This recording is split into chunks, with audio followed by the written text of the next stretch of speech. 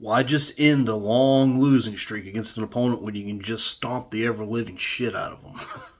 I think that was Indiana's mindset for the night. That was their motto going into the game. They apparently have not beat the Las Vegas Aces since 2019, which I mean isn't all that surprising. The Aces have probably been the best team over the last 5 or so years, and Indiana's arguably been the worst team over the last 5 or so years until last year.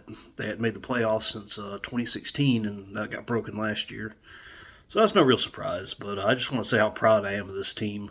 No Caitlin Clark again. They are coming together so well as a team. You know, this Caitlin's absence might be a blessing in disguise for the Fever and their chances at winning. It's horrible for the WNBA.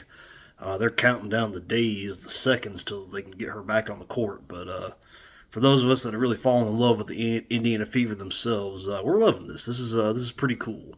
Um, there's really doing a great job, and I can't thank them enough. Um, or say enough about them, I should say. Thanks for the entertainment, of course, but I mean, I really can't say enough about them. They've just the announcer said it. First of all, kudos to the Indiana announce team. They did a great job of being impartial and, quite honestly, kissing up to Asia Wilson way too much. But I'll get into that in a second. But they said it themselves after that loss, Angeles loss, where they lost another fourth quarter lead against a really bad Sparks team. It's just like the switches flipped for them. Um, it's just these blown fourth quarter leads are no longer a thing. They're putting their foot on their throat when they're up. And I feel like every single player on that roster has improved a lot in Caitlin Clark's absence and since that Los Angeles game. They got a big lead against Dallas the next game. The Dallas Wings are not very good, but they have some very good players there, including Paige Beckers, who's have an outstanding rookie season. And they lost a big lead, fell behind again in the fourth quarter, but they just said no, we're not. That's not going to happen again. And it seemed like from that point forward, it's just that they've just really, really changed. They took that game back and won it, and now they've done really good. They won a Commissioner's Cup in Minnesota against a really good Minnesota Lynx team, and they went in against the Las Vegas Aces. Like I said, really haven't had a very good season. They're below 500 now, and we should have beat them. That was one of our fourth quarter losses last time we played them. But we like I said, just beat the hell out of them tonight, and just really throttled them. Aaliyah Boston, I can't say enough about her. I'm just gonna say this too: she's better than Asia Wilson. I know she doesn't have the career at the moment, the career numbers, but I've said it before, and like I said, I know I probably sound like a hater of Asia's, but I don't like her as a person, and I'm just really not that impressed by her game. Like I said, she's good, obviously, but to me, as far as somebody to be a three-time MVP, 2 or 3 time champion, and I guess she's won Defensive Player of the Year a few times. I just don't see it. I mean, obviously she's very tall and very well built, so that's going to help you out a lot, getting blocks and stuff. But it doesn't change the fact. I mean, she got cooked quite a few times by Ari McDonald, just like 5'6" and 5'8" Kelsey Mitchell. And like I said, Asia's very reliant on that whistle. She went to the free throw line way too many times. She knocked, I think it was Ari out of bounds. I can't remember. She knocked somebody out of bounds. Becky Hammon threw a challenge. Of course, they overruled it, even though there wasn't enough evidence to show anything, in my opinion. They overruled it and gave Asia her foul back, and you're never going to see that against her. She always gets the benefit of every whistle.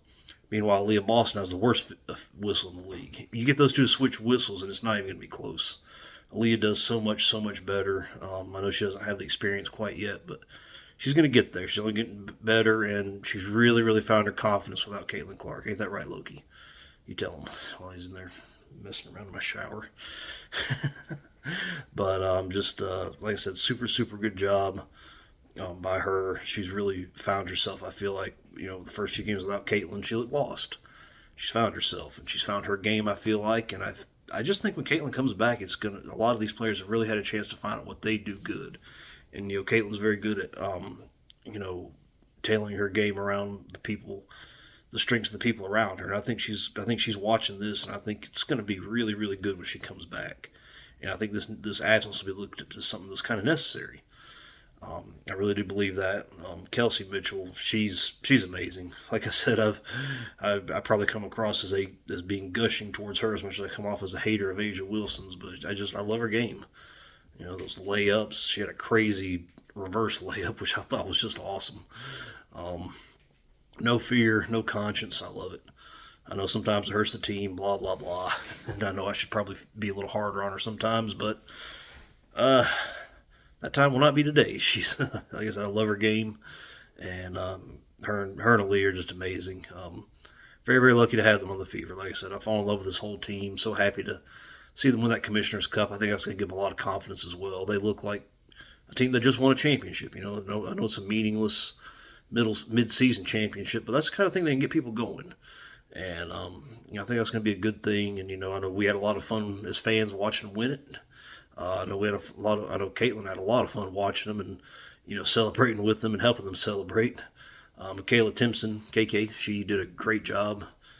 She's really really coming into her own, and I'd like to see her get some more, hopefully some more rotation time. Very happy to have her. She is over 21, as it turns out. For those who don't know, in the locker room celebration, Caitlin was assisting even there, assisting and handing out the champagne to the people that actually played. And she called Michaela over there. She's like, KK, come here. She's like, wait, are you 21? And it turns out she's 23. So it's kind of a reverse Cheryl Swoops deal with her. You know, where Cheryl said she was 25 when she was 22 or 21 or whatever. I don't know. I guess guessing people's ages is not talent of WNBA players, but hey, that's okay. But she's doing amazing. Ari McDonald, we are so lucky to have her. We're so lucky she decided not to sign with any other teams and wait for a roster spot with the Fever to come back open. And I tell you, Dewana out and her in we're gonna look back on that as a big what if, as in what if we had gone out of our way to keep Dewana and not re-sign Ari, and just how different things would have been. I think she's gonna make that much of an impact for us. Sydney Colson's doing good. I gotta say, I've been kind of hard on her, but she's done a very good job. She's a very solid bench player as she was for the Aces. You know, without her, you know, as the backup point guard, without Kelsey Plum on that team anymore, the Aces just don't look the same.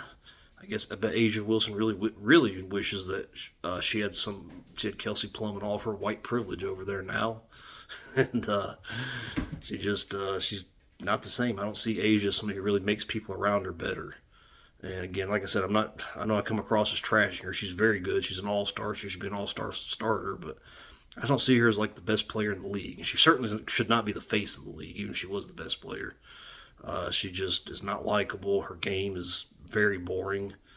Even if it is the best in the league, which I don't think it is, but if it were, it's not fun to watch. She's very symbolic of the old guard.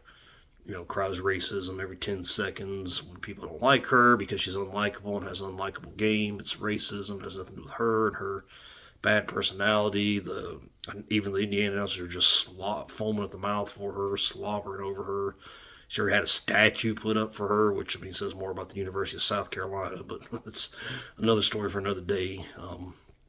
She just, she's been, Nike's done there. We're sorry that we gave a white person $27 million commercial and shoe deal. Now, Caitlin's got her shoe out there. It's blown, the sales have blown Asia's out of the water, even though I think it's a Kobe shoe it's like her version of a Kobe shoe or something. So she didn't even have her own shoe out yet, or I don't know how that goes. I'm not big into sneakers. I know about Air Jordans, and that's about it. Because outside of Jordans, and the Mambas are cool too, because I love Kobe, but outside of Air Jordans, what is there really to know about sneakers? Everything else just exists off of him and because of him. So, she's in her Nike. Asia's got her Nike commercial. Like I said, woke Nikes. We're very sorry that we gave a white person $27 million commercial. So, but yeah, it's a good job by the Aces. WNBA still needs a lot of shit they got to get together. These replays are torture. If they don't get better about that, it's just, and the announcers are calling it out too. It's just 5 or 6 minutes of us staring at these officials' asses, which is not a good thing, even the women. And while they stare at a screen and we wait for something while we're sitting there watching it and know what the call should be right there. And I don't know. I don't like it. They need to either get rid of it or, like they said, put a timer. You got 1 minute to figure something out. And unless it's obvious in the first minute, then you're done. And then you can take another minute if you do change it to, figure out who has possession, shot clock, game clock, all that good stuff. But like I said, just a beating tonight by the Fever. Natasha Howard again just does so much good stuff. She's very good for the team. She, like I said again, she hung in there. Had some struggles there in the beginning, but she didn't quit.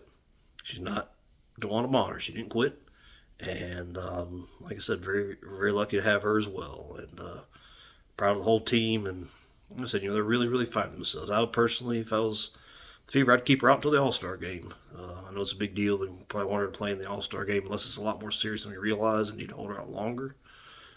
Just hold her out until the All Star game. Let this team keep coming, and then let them just unleash hell after the All Star break, and hope it rolls over in the playoffs, and maybe they can make some noise there, and make a deep run. So we'll see. But like I said, congrats to them. Glad to finally beat the Aces. I really don't like them. I really don't like Becky Hammond, and as you might have could tell from my videos, I don't like Asia Wilson. But congrats to them, and thank you guys for watching, and I'll talk to you guys later.